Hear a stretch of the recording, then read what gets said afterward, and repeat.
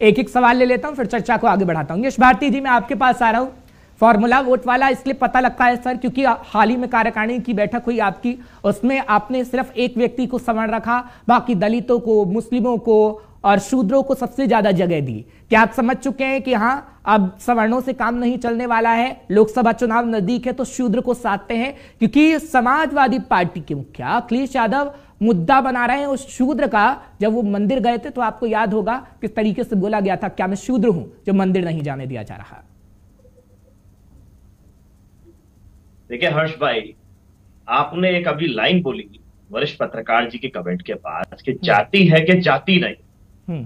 जब जाति है जाति नहीं, आपकी पहचान हर्ष नहीं है, हर्ष भारद्वाज है, मनोज जी की पहचान मनोज मिश्रा है, हमारे बीजेपी के साथी जी की पहचान केसी नाम से नहीं होगी, केसी जैन है। तो जाति सबके साथ जुड़ी है और वो आपकी एक पहचान है। तो हमारी पार्टी आज से नहीं, डॉक्टर राम मनोहर लोहिया जी के समय से लगातार इस बात की बात कर रही है कि जो समाज, जो वर्ग मुख्य धारा से पिछड़ गया है उसको मुख्य धारा में लाने की व्यवस्था होनी चाहिए। और उसके लिए सबसे पहले आवश्यक है कि जातीय जनगणना हो।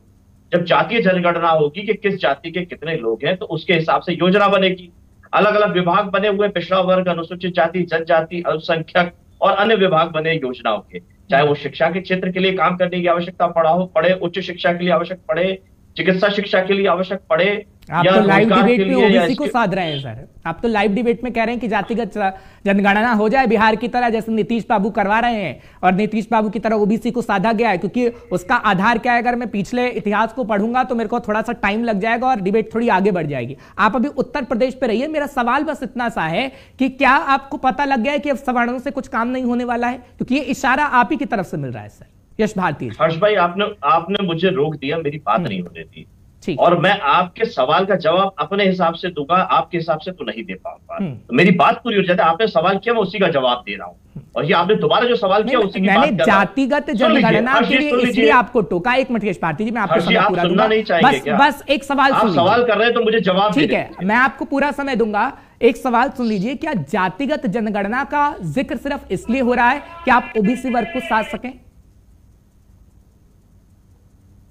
यश भारती, मेरी बात पूरी आ जाने दीजिए, मेरी बात पूरी आ जाने दीजिए। आपके हर बात का जवाब स्वतः आपको मिल जाएगा, और भी आपको जो ठीक है जल्दी से जवाब दीजिए, प्रश्न बनाने होंगे वो प्रश्न के भी जवाब अपने आप आ जाए। तो मैंने आपको बताया, चाहे शिक्षा क्षेत्र में हो, उच्च शिक्षा में हो, चिकित्सा शिक्षा में हो, स्वास्थ्य सेवाओं में हो या अन्य व्यवस्था में हो, नौकरी देने में हो या जिस भी चीज पे हो, सबसे पहले अगर आपका समाज बटा हुआ है अगड़े और पिछड़े में, तो सभी को मुख्य धारा में लाने की आवश्यकता है। तो जब सबको मुख्य धारा में लाने की आवश्यकता है तो योजना बनेगी तो सबसे पहले हमें गिनती होनी चाहिए, उसी के आधार पर सही योजना बन पाएगी। नहीं तो ये योजना जो बनेगी वो कहीं ना कहीं बेईमानी वाली व्यवस्था रहेगी, उसका सही तरीके से सही लोगों को लाभ नहीं मिल पाएगा। जैसे उदाहरण के लिए अगर आप बात करें, मेरे घर में कोई वैवाहिक समारोह होगा या मैं कोई जन्म उत्सव बनाऊंगा या कोई दुखद कार्यक्रम बनाऊंगा जिसमें मुझे भोज देना है लोगों को, तो मुझे संख्या की आवश्यकता सबसे पहले पड़ेगी कि वहां 200 लोग आएंगे, 2000 आएंगे कि 20,000 आएंगे। अगर मैं 20,000 लोगों के खाने की व्यवस्था कर लूंगा और 200 लोग आएंगे तो खाना खराब होगा, या मैं अगर 200 लोगों की व्यवस्था करूंगा 20,000 लोग आएंगे तो ये व्यवस्था पूरी तरीके से खराब उसी तरीके से चल रही है। अगर जातीय जनगणना होगी तो सुचारू रूप से व्यवस्था बन पाएगी, अंतिम व्यक्ति से सही ढंग से सही बात पहुंच पाएगी और मुख्य धारा में आने का बात करेगा। चलिए ठीक है यश भारती जी, बात है ठीक है, आपकी बात पूरी होगी। वैसे एक सवाल ले लेते हैं, फिर आप क्वेश्चन भी कर सकते हैं। केसी जैन जी भी हैं पैनल में, ठीक है, आपकी बात कंप्लीट हो गई, लेकिन मैं आपको इतना बता दूं, यश भारती जी प्लीज, आऊंगा मैं आपके पास, मुद्दा बढ़ाऊंगा आगे, समय मेरे पास बहुत है। ठीक है यश भारती जी, बस इतना बता दूं, सुन लीजिए ना यश भारती जी, बस मैं इतना बता दूं कि आप जिस जातिगत जनगणना की बात कर रहे हैं ना सर, कर्नाटक में भी हुई थी, कांग्रेस के समय में भी हुई थी, लेकिन आज तक उसका रिजल्ट सामने नहीं आया है। ये मनोज मिश्रा जी, अगर आपको याद हो, या आप तो आते रहे हैं डिबेट में, कहते रहे हैं, मैं तो कर्नाटक का भी जिक्र कर सकता हूं। कांग्रेस के समय अंबिका सोनी ने कहा था ना, जातिगत जनगणना को लेकर प्रेस कॉन्फ्रेंस बकायदा की गई थी, लेकिन रिजल्ट आया मनोज मिश्रा जी? आज तक नहीं आया। ये सिर्फ हाँ चुनावों के समय बात होती है। यश भारती जी, केसी जैन जी, आपसे कमेंट ले रहा हूं, ठीक है, मैं आऊंगा सर, एक पैनल में एक क्वेश्चन ले रहा हूं, जल्दी से करिए, जल्दी से करिए, ठीक है जल्दी से करिए, यश भारती जी जल्दी से करिए सर, हाँ मैं जल्दी कर रहा हूँ। जातीय जनगणना कांग्रेस ने कराई थी, भारतीय जनता पार्टी की सरकार में उसकी आंकड़ों की घोषणा होती। अरुण जेटली ने संसद में खड़े होकर के उसमें तमाम त्रुटियां बताई। तो त्रुटि दूर करने का काम कौन करेगा? उसके लिए हमारे माननीय अखिलेश यादव जी ने यह बात कही, जो सरकार जातीय जनगणना नहीं करा सकती वो सत्ता से हट जाए, हम 3 महीने में 6 महीने में करके दिखा देंगे। एक बात। दूसरी बात मैं ये जानना चाहता हूं कि आप जाति की बात कर रहे हैं, जाति व्यवस्था की बात कर रहे हैं, ये सवर्ण और अवर्ण की बात क्यों कर रहे हैं? आप सवर्ण सवर्ण कर रहे हैं तो बाकी सब अवर्ण है, यानी खुद आप लोगों को मुख्यधारा में नहीं आने देना चाहते हैं। तो सबसे पहले शूद्र की बात क्यों कर रहे हैं? सवर्णों को स्थान नहीं देना चाहते। शूद्र की बात क्यों कर रहे हैं? सवर्ण कौन है? हमारे संविधान में सामान्य शब्द है, सामान्य वर्ग, सबको सामान्य वर्ग कहा होना है। शूद्र की बात क्यों कही गई है? आप सामान्य वर्ग का इस्तेमाल जैसे डिबेट में कर रहे हैं, अखिलेश यादव की तरफ से सामान्य वर्ग शब्द का इस्तेमाल किया जाता। कौन है शूद्र? शूद्र कौन बना रहा है? जब मंदिर में जा रहे हैं, मध्य प्रदेश के पीताम्बरा पीठ से, दतिया के पीताम्बरा पीठ से हमारे कुछ पुजारी जा रहे हैं और लखनऊ आपने ये कहा कि स्वर्ण शब्द का इस्तेमाल आप क्यों कर रहे हैं? मैं तो ये पूछता हूं कि शूद्र शब्द का इस्तेमाल आप लोग क्यों कर रहे हैं? झंडे दिखाने का काम कर रहा था। मंदिर प्रवेश से किन लोगों को आपत्ति थी? उन्होंने जब अपना मुख्यमंत्री का ठीक है सर, मैं पूरी डिबेट में आपको समय नहीं दे सकता। केसी जैन भी मेरे साथ है, मैं दोबारा आपके मंदिर सुन पाएंगे। मनोज जी, नहीं, हर धर्म का व्यक्ति अपने अपने धर्म का पालन करता है। हर धर्म का व्यक्ति अपने अपने धर्म का पालन करता है। सर, मैं भी करता हूं अपने धर्म का पालन। बात यह है कि जातिगत जनगणना की बात कर रहे हैं, यही समाजवादी पार्टी की सरकार 5 साल तक रही और 5 साल तक ओबीसी की 70 से ज्यादा जातियां उत्तर प्रदेश में, धर्म कौन सा है? 70 से ज्यादा जातियां उत्तर प्रदेश में।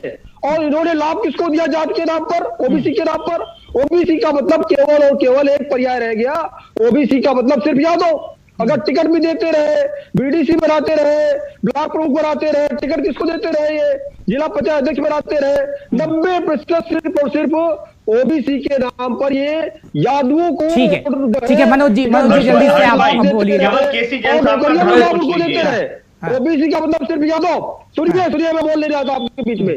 सुनिए भारद्वाज जी, सुनिए भारती जी, देखिए जो पार्टी केवल जाति केसी जैन जी आज ट्रेन की रफ्तार से आप बोले ही जा रहे हैं। आज इनको दलितों की याद आई, लेकिन ये कहा थे 5 साल तक, 2012 से लेकर 2017 तक, तब इनको दलितों की याद नहीं आई। मेरा आपसे निवेदन है, दलितों की याद नहीं आई, इनको दलितों की याद आ रही है।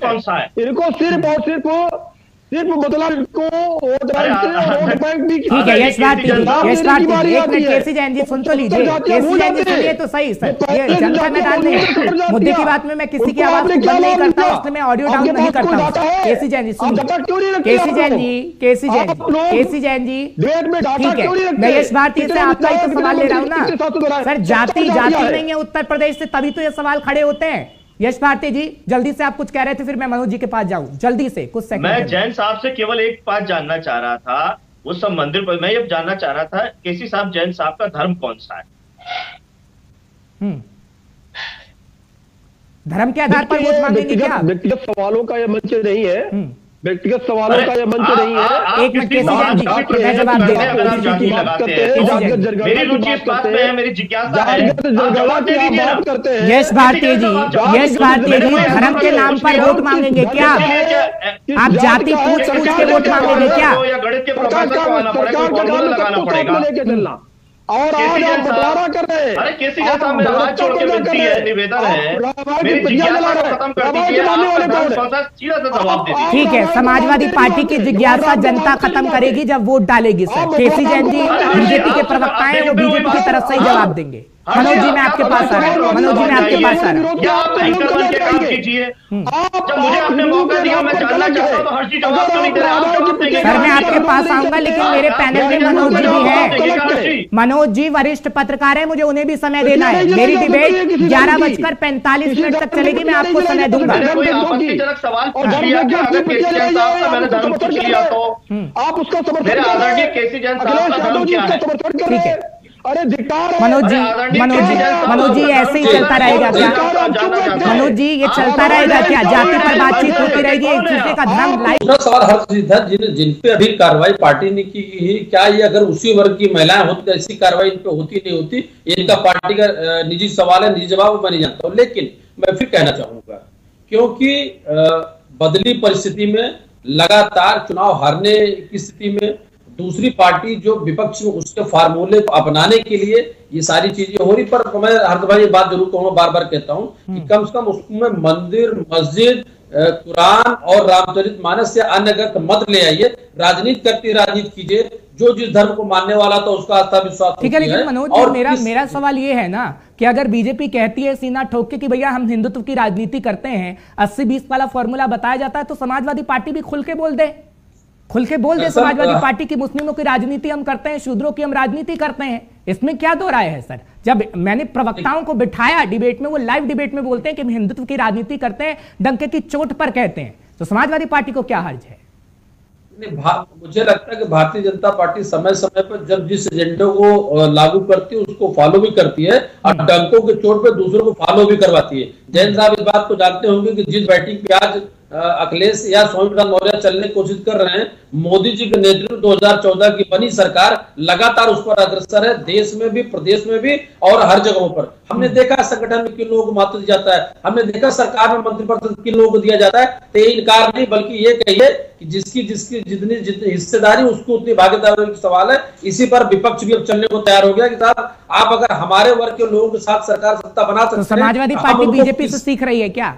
मिश्रा जी जल्दी सीख रहे, उसी रास्ते पर चल रहे हैं। उसी रास्ते मैंने जिक्र किया था कि परशुराम के मंदिर की बात कब हुई थी? जब उनको लगा था कि सवर्णों को लेकर के सरकार बन सकती है। आज उनको लगता है कि नहीं साहब, सरकार बिना ओबीसी, बिना एससी एसटी, बिना ठीक है। यस जी, मनोज जी कह रहे हैं कि गुर सीख रहे हैं आप बीजेपी से।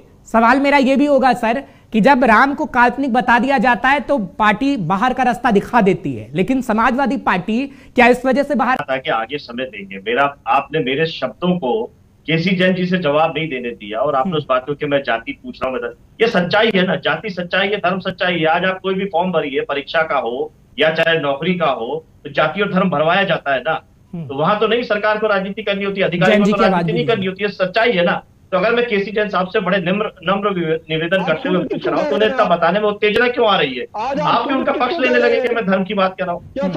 मैंने इसी नहीं यस जी, हम किसी का पक्ष नहीं लेते हैं। मैंने सवाल बीजेपी से भी पूछा, आदिवासी का मैंने जिक्र किया, आपसे भी मैं जिक्र कर रहा हूँ ना कि क्यों स्वामी प्रसाद मौर्य को आप निष्कासित नहीं कर देते हैं? आपको करना चाहिए। जब राम को काल्पनिक बताने वाले को आपने तुरंत निष्कासित किया था, तो स्वामी प्रसाद मौर्य को निष्कासित करने में क्या डर है आपको? वोट का ही तो डर है ना।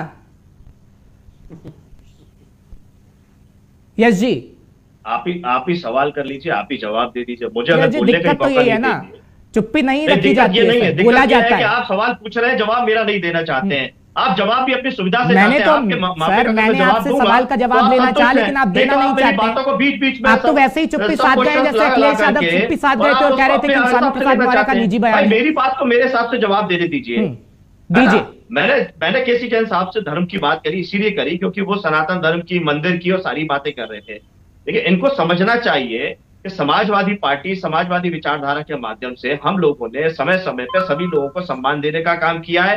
जो समाज की मांग रहती है, उसकी मांग के आधार पर जब हम सत्ता में आए। झूठ बोल रहे हैं, आपने सिर्फ सिर्फ यादवों को सम्मान दिया। जैन साहब ठीक है, केसी जैन सुन लेते हैं। हमने सवाल पूछा, आपके पास डाटा है आपके पास में कितने जिले अध्यक्ष आपके और जातियों के रहे? उत्तर प्रदेश में 75 जिले हैं और 70 से ज्यादा ओबीसी अधिजातियां हैं। ओबीसी के नाम पर यादव के बजाय आपने किसको क्या लाभ दिया? कोई डाटा है आपके पास में? आप व्यवहारिक जाति की बात भी कर रहे हैं और जाति के नाम केसी जैन जी, आप भी तो सवाल का जवाब नहीं देते हैं ना। एक मिनट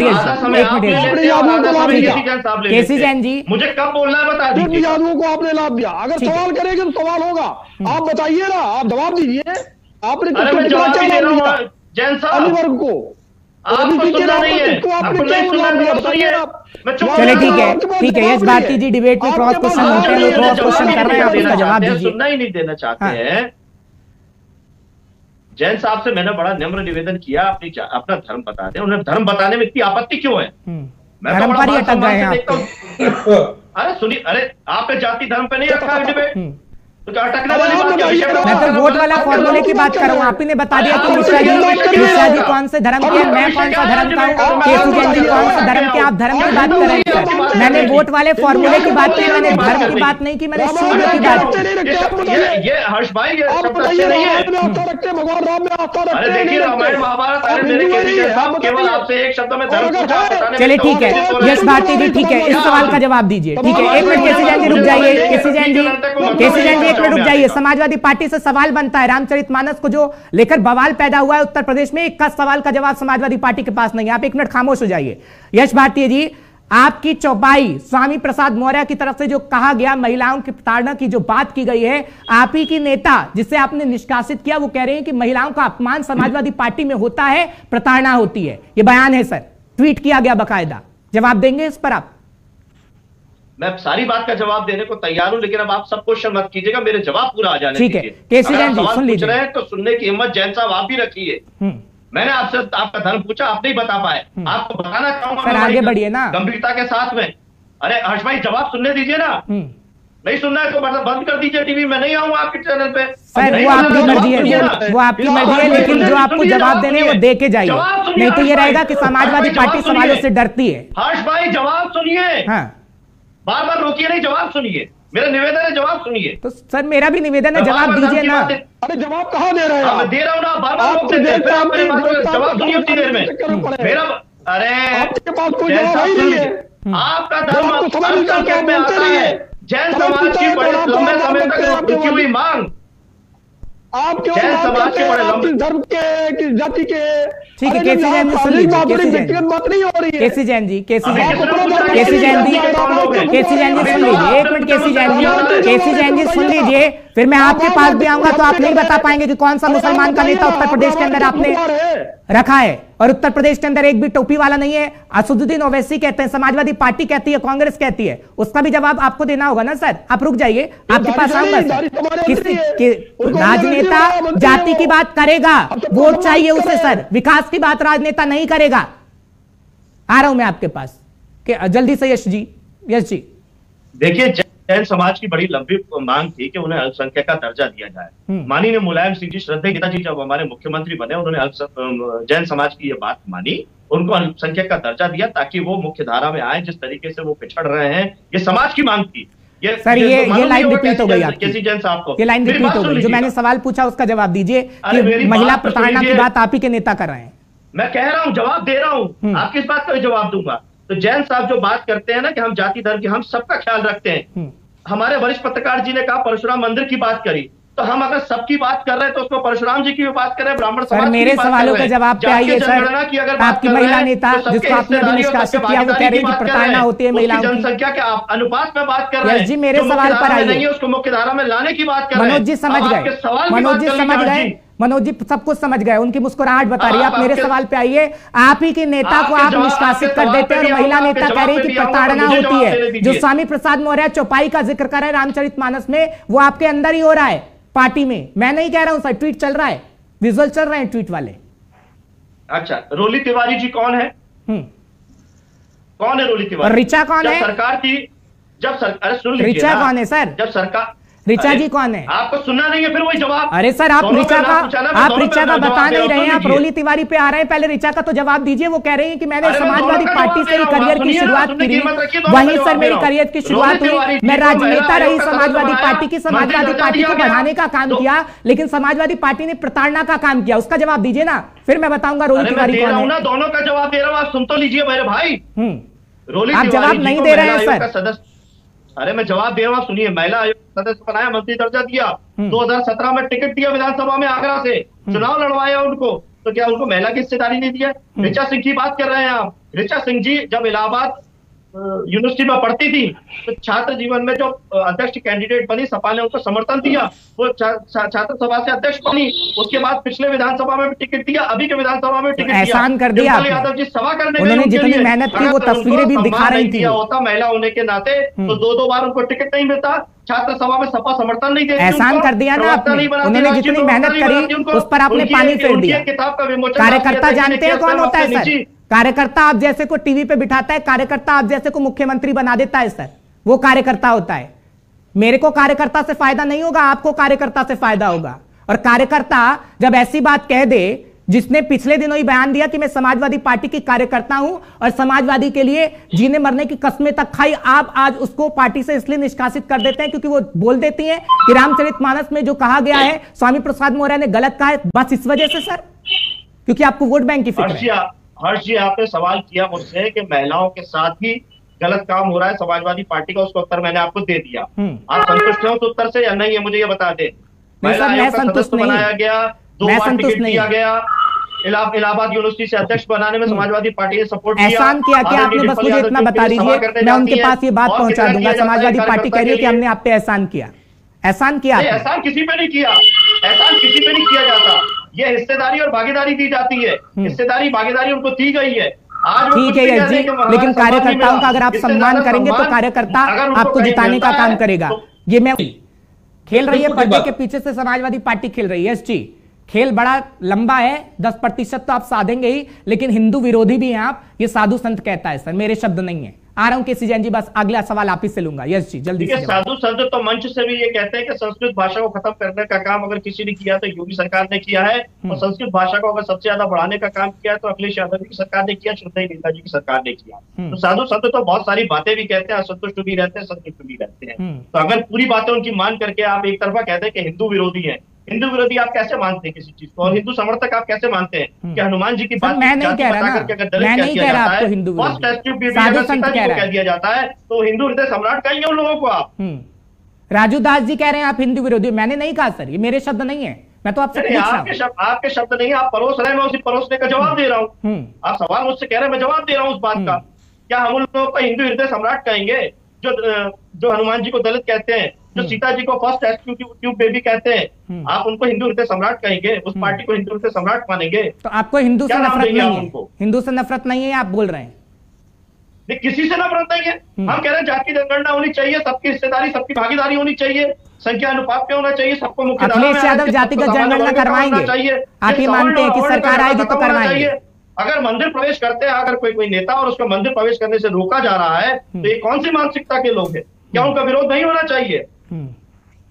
चलिए ठीक है, ठीक है। आप परशुराम की मूर्ति इस बार नहीं लगवाएंगे लगता है, परशुराम के मूर्ति के पास भी नहीं जाएंगे मुझे लगता है, मुझे लग रहा है ऐसा आगे आने वाले चुनाव में ऐसा नहीं होने वाला। अखिलेश यादव की बात कर रहे हैं, हाँ, परशुराम की मूर्ति के पास अखिलेश यादव की तस्वीर नजर नहीं आएगी ना। बात कर रहे हैं हम, शिक्षा की बात कर रहे हैं, उन विषयों पे क्या बात होगी? अब आए हैं सर आपको शिक्षा पे, बिजली पे अब आ रहे हैं, शिक्षा पे अब आ रहे हैं। मैंने तो कहा परशुराम की मूर्ति के बगल में अखिलेश यादव की तस्वीर नजर आएगी क्या इन चुनावों में? हाँ या ना बस कह दीजिएगा सर, उम्मीद करता हूं एक व्यक्तिगत तौर पर भी आप इसका जवाब। हर जगह अखिलेश यादव भी नजर आएंगे, हर वर्ग की आवाज उठाते हुए दिखाई देंगे। कानपुर में उस नवविवाहित को जिसको जेल भेजने का काम किया, अभी कानपुर में जिसका घर जलाने का काम किया, माँ बेटी जल गई, उनसे कोई पूछने वाला नहीं, उनको कंधा का सहारा देना नहीं वाला। समाजवादी पार्टी कार्यकर्ता दिखाई देगा। ठीक है, देखिए हर्ष जी, समाजवादी पार्टी के पास कोई विषय नहीं बचा है।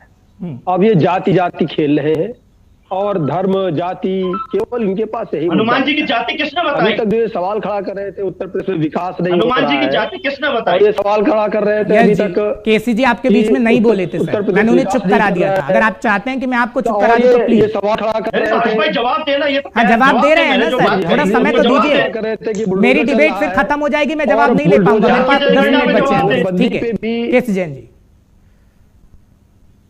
जी हर्ष जी, देखिए ये नोटबंदी को मुद्दा बना चुके, जीएसटी को मुद्दा बना चुके, उसके बाद बुलडोजर को मुद्दा बना चुके, इनकाउंटर को मुद्दा बना चुके, और ये विकास को मुद्दा बना चुके।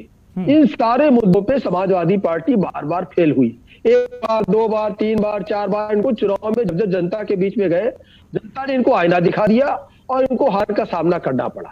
लेकिन अब क्या है, अब ये नया एक नया ट्रायल कर रहे हैं कि शायद ये जाति जाति खेल करके कहीं से फायदा मिल जाए। लेकिन जो है भारत देश की जनता, प्रदेश की जनता इतनी जिस तरीके से मैं आ रहा हूं सर, मैं लूंगा, मेरा क्वेश्चन रह गया।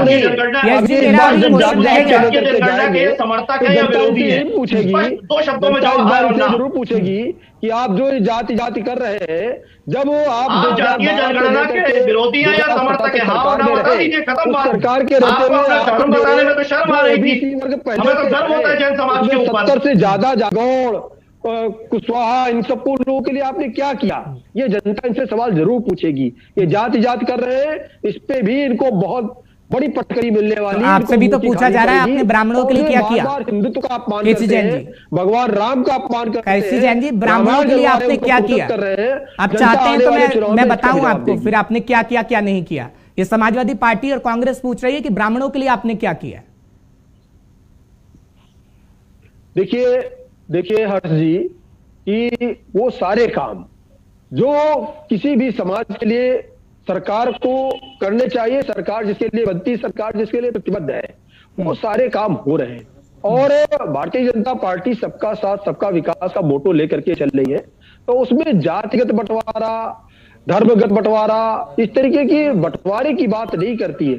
सबको हम करते हैं आप लोग सर। दिक्कत तो यही कि कोई पार्टी नहीं मानती है ना। कैराना कौन गया था? अमित शाह जी कैराना गए थे ना। मथुरा कौन गया था? जब हाल ही में चुनाव हुए कौन गया था? केशव प्रसाद मौर्य मथुरा गए थे ना सर। किस लिए गए थे? काम कर रही है। हाँ केसी जैन जी, हर एक पार्टी जाति की बात करती है, इससे मत इनकार करिए सर। लाइव डिबेट में आप ही के नेता आके बोलते हैं, बीजेपी के नेता, कि हम हिंदुत्व की राजनीति करते हैं, तो भैया करते रहेंगे। आपको भी संकोच नहीं होना चाहिए मेरे ख्याल से। अगर आप बीजेपी के लीडर हैं तो गए थे अमित शाह कैराना में भी, और केशव प्रसाद मौर्य मथुरा में भी गए थे। मनोज जी मैं आपके पास आ रहा हूँ। ठीक है मनोज जी, ठीक है, समय कम है। मनोज जी क्या मैं सही कह रहा हूँ? यश भारती जी एक मिनट, जातिगत जनगणना का जो आप जिक्र कर रहे हैं सर, आप लोगों को बहकावे में मत लाइए। जातिगत जनगणना का आज तक एक भी रिजल्ट नहीं आया है। नीतीश कुमार जा जाके कह रहे हैं कि हम जातिगत जनगणना करा रहे हैं, उसका रिजल्ट आएगा कोई पता नहीं। 2025 में चुनाव होने हैं, आप बस खेल करते हैं। ममता बनर्जी उधर खेला करती हैं, आप उत्तर प्रदेश में करते हैं, नीतीश बाबू बिहार में करते हैं। बस खेला करना आपका काम है, लोगों को बहकाना आपका काम है सर। सच्चाई में बता रहा हूं, थोड़ी कड़वी लगेगी लेकिन ये सच्चाई है। जातिगत जनगणना की बात अब मत करिएगा। मनोज जी मैं आपके पास आ रहा हूं।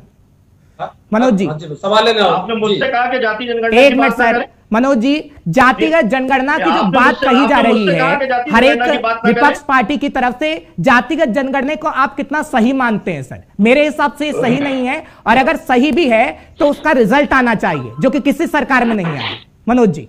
हर्ष जी देखिए, मैं फिर आपसे कहूंगा, जाति